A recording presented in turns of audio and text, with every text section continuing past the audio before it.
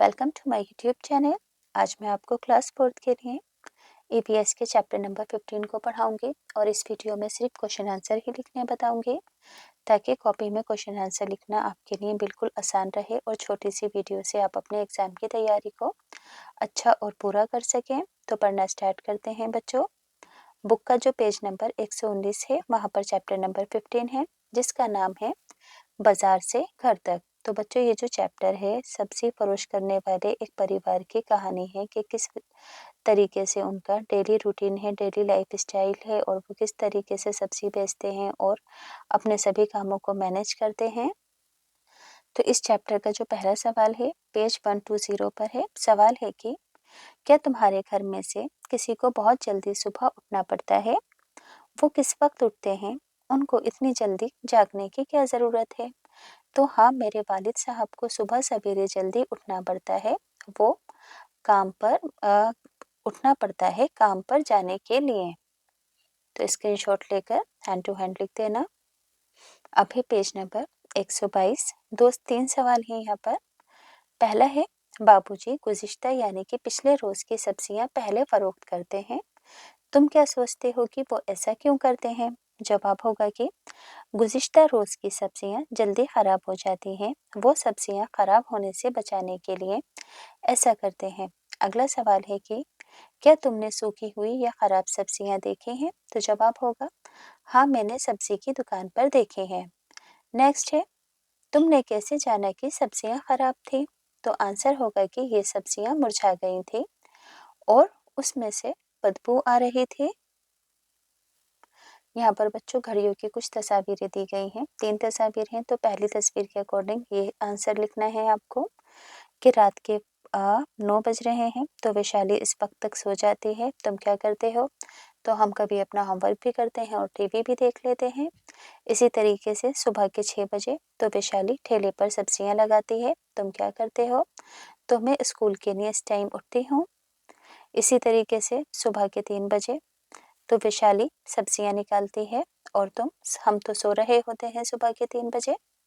तो आप लिख देंगे। अगला सवाल दिया गया है कि तुम अपने घर के लिए सब्जियां कहाँ से हासिल करते हो और इन्हें कौन लाता है? तो मेरे वालिद साहब सब्जियां मंडी से लाते हैं। अब आ जाते हैं नेक्स्ट पेज पर। पेज नंबर 123 है। सवाल है कि अगली बार जब तुम भिंडी खरीदोगे तो उसे गौर से देखना, क्या सभी एक ही साइज की हैं? तो आंसर में लिखोगे कि सभी भिंडियों का साइज अलग है। अगला सवाल है कि सबसे लंबी और सबसे छोटी भिंडी तलाश करो और उसका नाप लो। तो सबसे छोटी भिंडी 4 सेंटीमीटर और सबसे लंबी 100 सेंटीमीटर की है। नेक्स्ट है क्या सारी भिंडियां एक जैसी ही मोटी और एक जैसे ही रंग की हैं? दो भिंडियों की लंबाई में काटो, क्या दोनों में बीजों की तादाद भी एक जैसी है? और इनकी तस्वीर अपनी कॉपी में बनानी है आपको भिंडी की। तो भिंडियों का रंग एक जैसा है लेकिन वो एक सी मोटी नहीं है और जो बीजों की तादाद है वो भी दोनों ही भिंडियों में अलग अलग थी। आगे है सीमा की वालिदा कुछ फल और सब्जियां बाजार से लाई हैं। देखो यहाँ पर तस्वीर है नीचे कुछ फल और सब्जियों की। तो यहाँ पर कौन कौन से फल और सब्जियों की तस्वीर है मैंने नाम लिख दिए हैं। पालक, आलू, केला, टमाटर, नाशपाती, चीकू, अनानास, लौकी, प्याज और बंद गोभी की तस्वीर है नीचे। यहाँ पर बच्चों कुछ सब्जियों के नाम हैं। तो इनको आपको दो जगह डिवाइड करना है।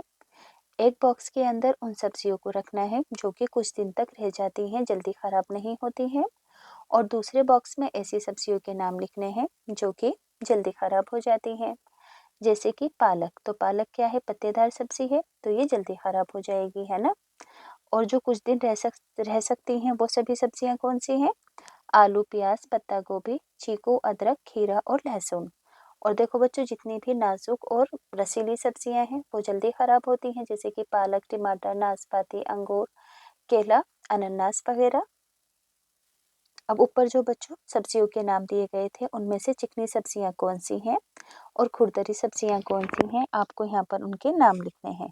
जैसे कि टमाटर, अंगूर, बैगन, खीरा, लौकी, खीरा, प्याज वगैरह क्या है? चिकनी सब्जियां हैं।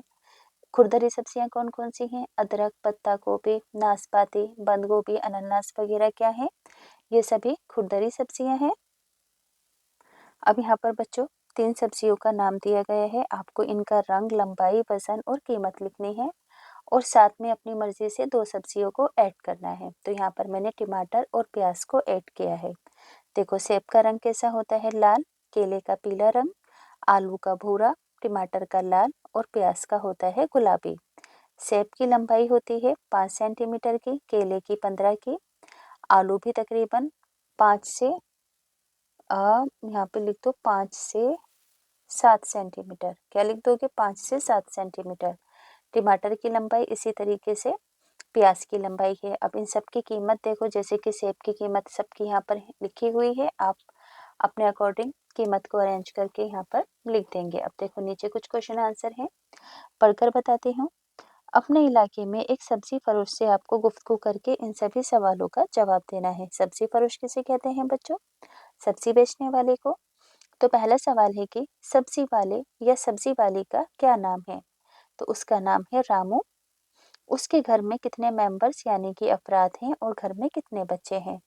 तो उसके माँ-बाप, बीवी, बच्चे हैं 4, कुल 8 लोग हैं। उसके बच्चों के क्या नाम हैं और उनकी क्या उम्र है? और कौन सब्जियां फरोख्त यानी कि बेचने में उनकी मदद करता है? तो देखो 4 बच्चे हैं, बबलू, ज्योति, दीपक और दीपा, और उसकी मदद उसकी बीवी और बच्चे करते हैं सब्जी बेचने में। अगला सवाल है, कौन-कौन सब्जी के ठेले के साथ बैठता है या दुकान पर बैठता है? तो उसका बड़ा बेटा उसके साथ दुकान पर बैठता है।